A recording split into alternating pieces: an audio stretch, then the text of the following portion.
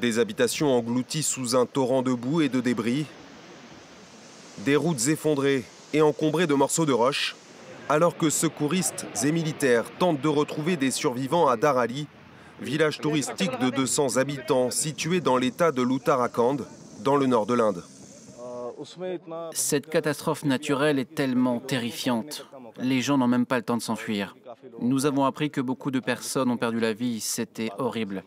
Les inondations n'ont duré que 10 secondes et puis l'eau a recommencé à couler normalement. C'était dangereux et très effrayant. Nous étions proches et nous avons vu beaucoup de gens emportés par le déluge. Beaucoup de maisons et d'arbres ont aussi été emportés.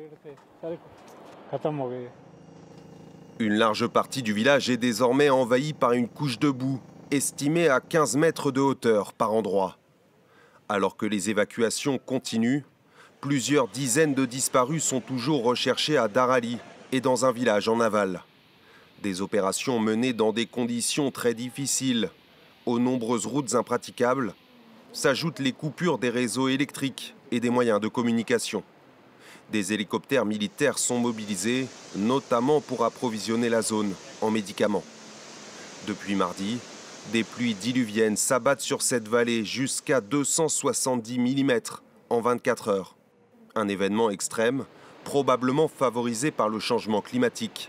L'Agence météorologique des Nations Unies affirme que les inondations et les sécheresses de plus en plus intenses constituent un signal d'alarme de ce qui attend les populations, alors que le cycle de l'eau devient imprévisible sous l'effet du changement climatique.